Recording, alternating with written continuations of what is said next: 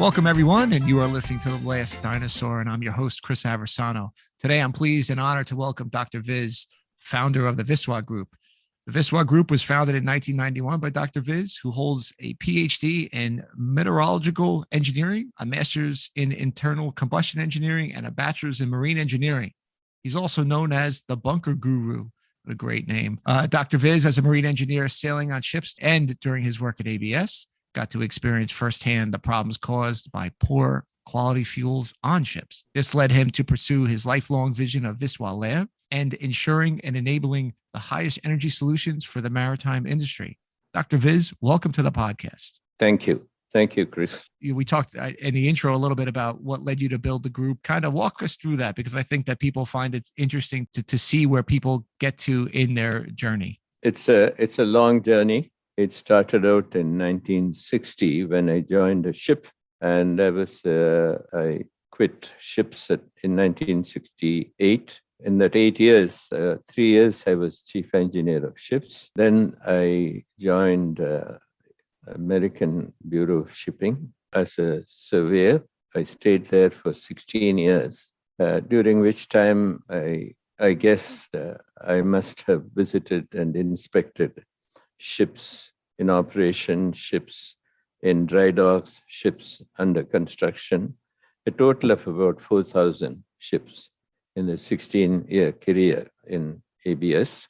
And then during my career in ABS, I also found the time to do a master's degree in internal combustion engines. It was called heat power engines. And then I did a PhD at the Indian Institute of Technology, Madras. And this was in metallurgical engineering. My thesis covered metallurgy, metals, offshore rigs, and acoustic emission as a means of detecting crack initiation and crack propagation in offshore structures, where the four legs on which an offshore structure stands is subjected to multiple stresses and strains. And it's very important to monitor their condition. I was lucky enough to get into NASA. I worked in NASA I started as a research engineer and ended up as director of technology transfer in NASA Langley, based in Hampton, Virginia. Soon after joining, some really interesting things happened. They gave me the gate pass to enter the NASA, and I very proudly received it, because it's inconceivable that a marine engineer would be able to work in NASA, and I was so thrilled. And as I turned to go, the gate office, they received a phone call, and they called me back and took the pass back and said, "Sorry, you can't enter NASA." I said, "Why?" Desert Storm by the Elder Bush got started on that day. There is not even a fence between Langley Air Force Base and NASA Langley. They said no foreigner, no matter who, can enter the campus for safety reasons. Said, "Hey, what did you do? I lost my job with ABS and I joined you. Now you're telling me that you don't have a job for me. So when do I join back?" They said, "When the war is over." "When will that be?" "We can't tell you." Then I didn't know. I was knocking around. Then finally I decided to start a lab, which had been at the back of my mind. I decided I should go ahead. But in 6 months, as you know, the first Desert Storm, everything was over in less than 6 months. And they invited me back. So I didn't want to deny myself the opportunity to work for NASA. So I put in 8 hours in NASA. Then I came to the lab and I put in 8 hours in the lab. So it was 16-hour workday for me for almost 7 years, at the end of which period I realized that the lab required greater attention. It was growing very fast. So I decided to resign from the NASA job and devote myself to the lab. Since then, for 32 years, the lab has been in existence. I moved it from Hampton, Virginia to Houston, which was a very sensible move considering the amount of oil business and testing that gets carried out in Houston. And there we are. And along the way, we have been expanding. And we now have 7 labs around the globe, starting from the Houston, and then US itself, we have one in New Orleans. Then we have one in Singapore, which is actually the biggest of all the labs. Then we have UK, where we have a lab in Darlington, north of London. Then we have one in Fujairah. Then we have one in Shanghai. All the labs cover the bunker fuel and lubes, marine lubes testing around the globe. There are over 220 people working in these labs. And you can call this lab a bonsai of a multinational because we are small, but we do everything that a multinational does. And we have agents in 20 countries. We deal with about 11,000 ships send us samples. We're about 22% of the global market. And we have contracts with about 700 companies. So we appear to be big, but we are actually not so big. But our firm idea is to provide top-level service of high technical competence and be most customer-friendly. We make it our job to dive into problems experienced by ship staff in using the fuel or dealing with the lubricating oils, and we go in depth in that. From this point of view, we carry the reputation of a problem-solving lab. So anyone, even if they are testing with any other lab, when they have a problem, they approach us, we are happy to help them because we believe that in helping them, we also learn more and we help ourselves in the long run. So that has been the journey or the voyage of Viswa Group. Apart from growing the lab, we started looking for lateral growth. So we focused on lateral growth, in-depth growth, and then scattered growth in the sense we went into so many countries. For lateral growth, we came from fuel oil to lube oil, then quantity surveys and so on. Then we branched into the vessel energy efficiency management system.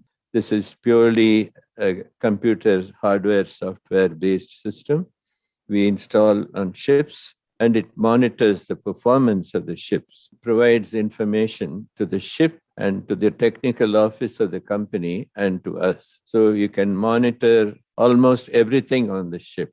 Most importantly, it monitors the statutory requirements of EEXI, the energy efficiency, in terms of specific bunker fuel consumption. Because we are able to monitor it instantly, anything that happens to the ship, any innovation that you may bring to the ship, or any changes you may make, such as even changing the fuel from where you bunker from one port and go to the next port, what is the effect of the change of the fuel?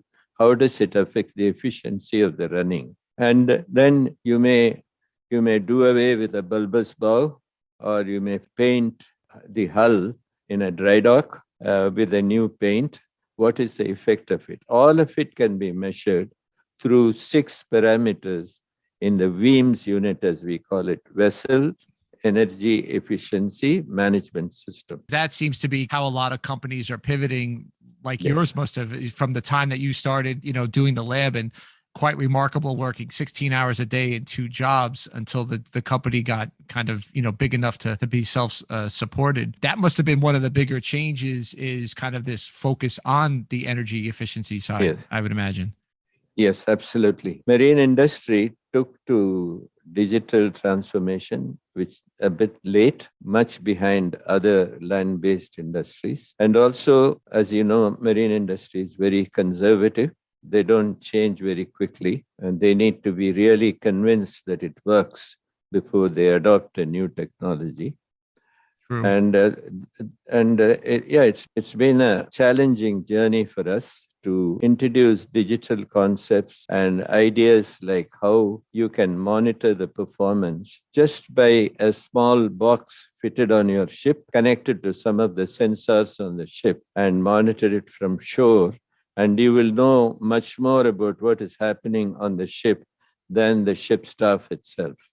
So that's the kind of transformation. Yeah. Right. And when you go in and talk to some of the solutions, whether it's yours or in partnerships with other people, like you said, paint manufacturers or actually installing, using new fuels and things of that nature. Yes. When you go in and then you're not only are changing kind of what they're doing on the actual equipment side or the actual physical vessel side, but also now saying we're going to digitize this. How do you convince these, end users that this is the right way to do it? I mean, because you talk about our industry being one of the older industries last industries to adopt to technology. That's why the name of the podcast is The Last Dinosaur. We're the last one surviving, I guess. Yes.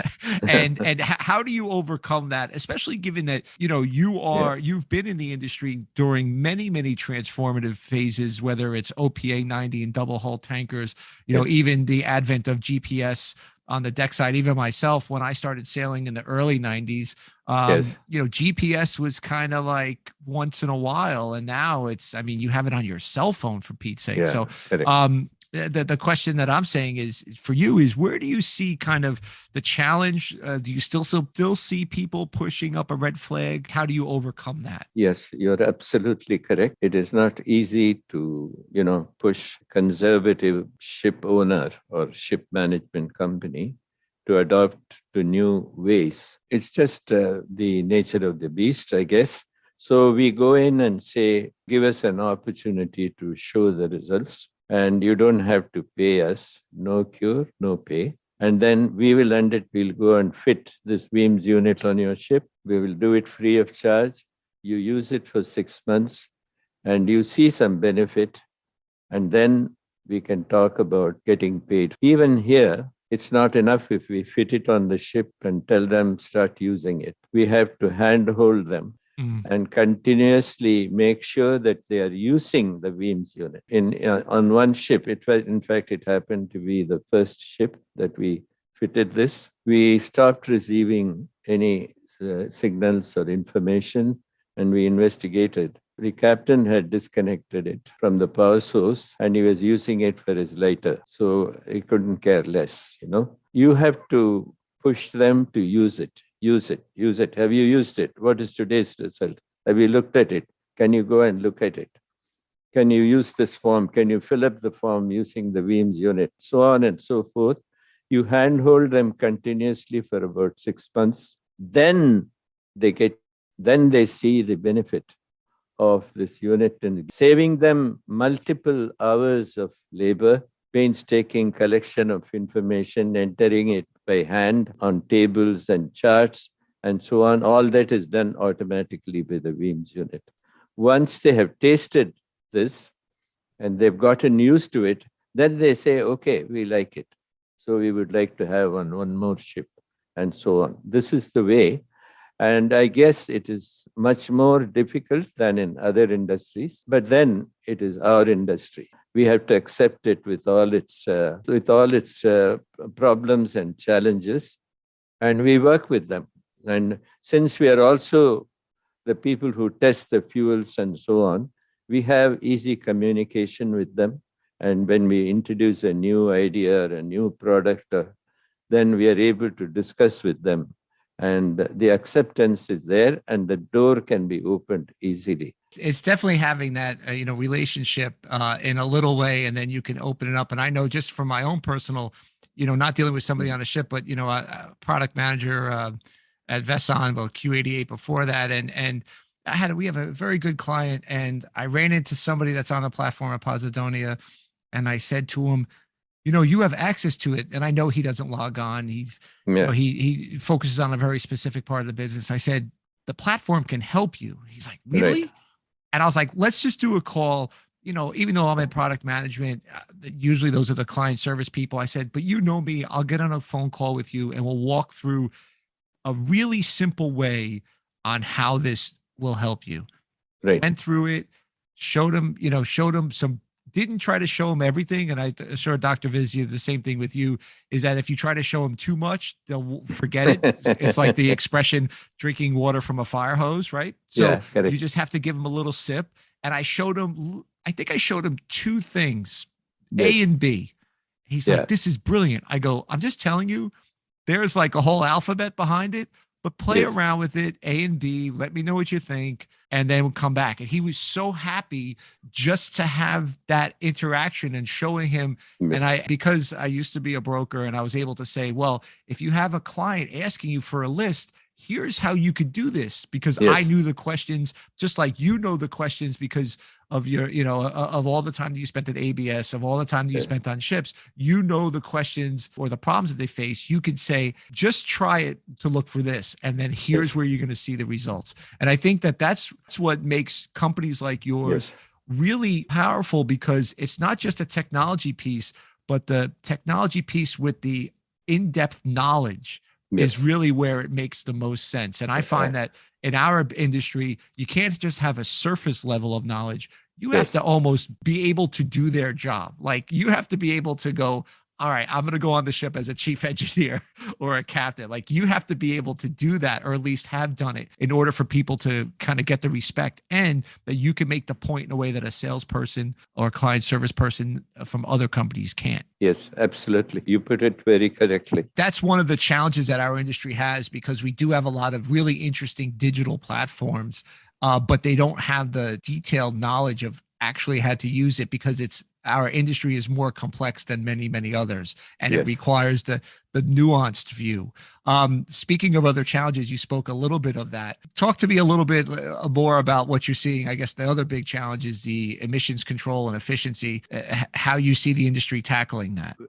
Industry is truly at a crossroad now, because it has to make choices in the sense. Now, the fuel already, the big jump was made by going for VLSFO fuels, very low sulfur, limiting the sulfur content in the fuel to 0.50%. Multiple other fuels are coming because from the GHG point of view, there is a requirement to cut down the carbon emissions to 50% and to 60% by 2030, and even more by 2040. This is another challenge. I mean, first you tackle the sulfur, brought it from 3.54% to 0.5%.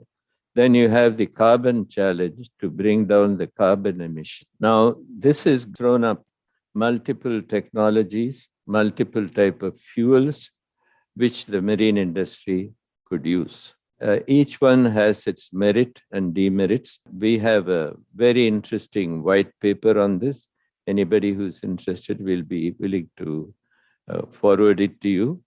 No costs involved. And you can study the complete overview of how the challenges and opportunities are coming up in the industry. For example, it is generally recognized that in the very long term, when I say long term, I mean more than 10 years, ammonia could be the most favored fuel because, well, ammonia is essentially hydrogen, which you'll be using. The emission is not tainted with any carbon. It does have some challenges in terms of the safety and so on, but ammonia is used widely in the land-based industries. The marine industry is likely to move in the direction of ammonia in the long term. In the long term, if it is 10 years and more, what happens in the short term? In the short term, I think biofuels and biodiesels as a mix with existing bunker fuels or independently will be one option. This option can be implemented very easily, no big changes in the structure or anything. So you just have to manufacture the biofuels or biodiesels and start mixing it with the bunker fuel. There are some regulatory objections there, and there are ways to get around those objections as well. The second one can be methanol. Produce the methanol and use it like regular fuel. It doesn't have the calorific value of the existing VLSFO fuel, but otherwise it doesn't present any problem. LNG is a great thing, and LNG can be used. There is a methane leak problem with LNG, but LNG is probably a very simple and good solution, except that the infrastructure for LNG, anything associated with LNG, is very, very expensive. It is not simple to just change over to LNG, but still, in about 10 years, probably 5 to 10% of the ships will be running on LNG. There are multiple options. The majority of the bunker fuel market may be dominated by ammonia-based fuel in the long run. I'm talking about 10 to 15 years. Meantime, considering that the life of a ship is about 20 years, existing ships, depending on what is their age, will choose appropriate technologies to improve their performance. There is a pressure to improve the performance. There is energy efficiency goals that every ship has to reach. If it doesn't reach that goal, then it will get a lower rating, and a lower rating means a lower value for the ship when it is sold, or a lower charter rate when the ship is being offered in the charters market. Absolutely. So, these are the commercial compulsions that are forcing the industry to make that transformation. While all this is going on, about 9 to 10% of the ships which have fitted scrubbers on board continue to use high sulfur fuel, because the scrubber takes care to eliminate all that and converts it from the fuel into water, and then it slowly lets it into the sea. So scrubber industry, at least on very big ships where it is fitted, it is giving the freedom and also the big monetary benefit of being able to use high sulfur fuel and still not worry about the emission, because the scrubber takes care of it. The challenge, obviously, of emissions is going to be handled by not changing one thing, but it's actually going to be several things. Yes. And over a course of I almost hesitate to use this, but almost a generation, right? Because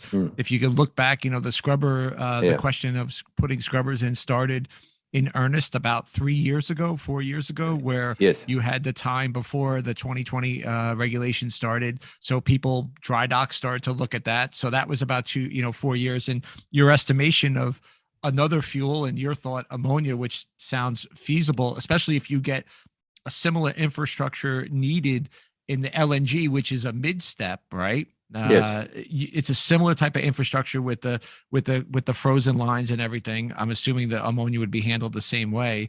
And, that infrastructure will be in place. That'll take time to build. You're looking at up to 15 years. And if we started 4 or 5 years ago, most people define that as a generation. So you're talking about a generational change. Even different than going from, we joke around about being in the industry for a while, from sales to steam, or, coal to fuel and so on. I mean, this is going to take longer than that, probably, I would guess. Yes, I agree with you. But the commercial scenario with competition heating up, and there is another thing happening in the marine industry. 92% of all the ships being built today are built only in 3 countries: Japan, China, and Korea. So this is an incredible concentration of shipbuilding power in these 3 countries. There is intense competition between them. If you see how many ships each country delivered, one year it may be Korea, another year it may be China, and a third year it may be Japan.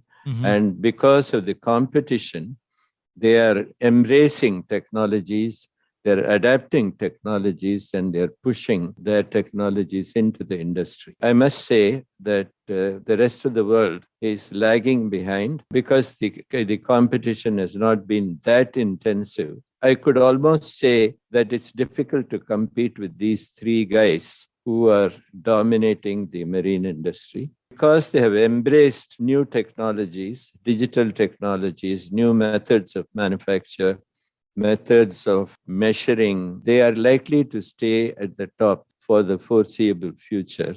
And we will be forced to accept products from them. And in that process, the technology level of the entire global marine industry will go up. From that point of view, a marine engineer having a basic knowledge of the mechanical engineering, or a marine navigator who becomes a captain who knew some basics of navigation to take the ship from port A to port B, is not enough. A huge amount of knowledge on computers and some amount of electronics and digital technology, all that needed for the future staff which will be going on the ship. They are also trying to introduce ships which will run remotely with no staff on board. I mean, having been on ships for 8 years, it's not a good idea, particularly when you are going into busy sea lanes and into the port traffic and so on. You can never say anything about technology, what it can achieve, because right now, as we speak, in one part of Shanghai, there are cars moving around, no drivers. You just get in and it'll take you from A to B. So everything is without human interference. It could happen to ships, but it's a much bigger and much longer term challenge because the asset value is so huge on ships. 5-year-old car or a 5-year-old car that maybe has a value $25,000 or a ship that has a value of 25 million is obviously exponentially different. Funny, on one of my earlier podcasts, I had a product manager, Arthur Seaman from Sea Machine Robotics, and he talked about this as well. They're doing autonomous shipping. And the whole idea is that it may not be 100% autonomous. It'll just be fewer people to give more capability to do the higher order thinking and not the kind of the routine stuff. And it's I think he talked about human in the loop, right? You keep the human in the loop, but it's just a different way of doing it. And I could see some applications maybe for sea shipping, bulk shipping. I'm not sure if tankers will embrace it just because, as you mentioned, the liability, not only of the asset, but the cargo. I do think it's going to be where it's going. The human point of view is the crew. How is this going to impact the crew welfare, right? Because, I sailed on a U.S. flag ship, so we had 27, 28 people on board.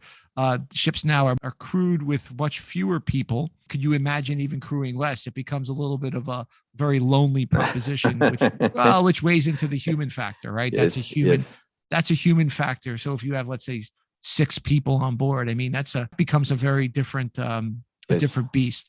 And then you could also talk about, will people want to do that going forward in their life, be on a ship of 6 or 10 people? Those are questions for the future. But certainly that sounds like those are the advice that you would give people going forward. As we wrap up, I always like to ask one question, not a sneaky question because I give it to you in advance. Are you reading anything interesting? What are you reading? And or given your position, are you writing anything? You mentioned the white paper before. Oh, yes. In addition to the white paper, I'm writing about bunker fuels. The book is about 70% complete. We have kind of accepted with a fatalistic outlook that the contamination and adulteration that takes place in bunker fuels is inevitable, and we have to accept it. I strongly refuse to accept it. And this book is about my struggles in the last 40 years or maybe 30 years to see how we can change that and make the bunker fuel as trouble-free as the aviation fuel. You don't hear news of an airplane which crashed or which hurriedly made port because the fuel was bad. You never hear of it. At least 150 such incidents happen in the marine field. And it also comes tragically with a lot of loss of life, risk to safety, and so on. And that scenario hasn't changed much. And there has been a small group of people who are continuing to adulterate and contaminate bunker fuel. This has got to be stopped. This book is about all that. There are 4 solutions that I'm offering. It's for the industry to take it up and completely rid the industry of this problem of contaminated bunker fuels. We have to get rid of it so that the people who sail on the ships have the assurance that they can sail without any danger or risk. While 150 cases of breakdowns in mid-sea are there, imagine what the ship staff is going through. They cannot make a phone call and call a maintenance engineer. They have to solve it themselves. The sea is rough, the ship is rolling and pitching, and you have to take out the cylinder head of a diesel engine weighing 3.5 tons. Then you have to extract the piston. Then you change the rings, and then you put it back, and then restart the engine. All this doing while the ship is pitching, and it is highly dangerous. Yeah, I remember some of those days hearing those stories about engineers, and that is a very noteworthy book because the problem is very noteworthy. And actually, other people on the podcast, we've talked about fuel contamination, and I think the exact example was used where you don't hear the airline industry of, God forbid, planes falling out of the sky because of a bad fuel. It just doesn't happen. And even, you can even look at a more mundane and pedestrian is over the road, right? You turn your car on, you don't go, oh, well, you put in faulty fuel. I've heard of people, well, he doesn't listen to it, but I know my brother, I think, put diesel in his car engine by accident once someplace in Chicago. I don't know. He had a, but that was a self-inflicted thing there. But the point being is no other industry has this problem. And like you said, it is not just an asset problem, but it's a people problem because you are affecting, every ship has 20 or 22 people and 150 incidences, that fairly significant number of people who are impacted, nonetheless, to say the cargo owners and the ship owners and everybody else, insurance and everybody else gets involved. So that's very interesting. Well, as we get to wrap up, I just want to thank you for your time, Dr. Vis. This was truly fascinating. And I do appreciate you coming on and taking the time out today to do so. Thank you, Chris. Thank you. Absolutely. Enjoyed this opportunity, and I'll be happy to share my thoughts and provide some more, you may call it 2 cents worth of 40-year wisdom with the listeners of your podcast. And I wish your podcast big success. It's a great idea. And it was waiting to be done, and I'm so happy that you're on to this. Yeah. And well, thank you very much. It was like I said, it was a little bit of a while coming, and it's been something been kicking around in my head. So thank you very much. Once again, that was Dr. Vis, founder of the Viswa Group. I think that Dr. Vis's passion for the marine fuel industry shines through. I hope that you felt that way as well. If you want to learn more about what his group does and the white paper he mentioned, click on the show notes. I hope you enjoyed listening to this episode of The Last Dinosaur. Of course, this podcast can be found in all places you normally get your podcasts, such as iTunes, Amazon, Spotify, and we have a YouTube channel. Once again, I'm your host, Chris Aversano, wishing you all fair winds and following seas.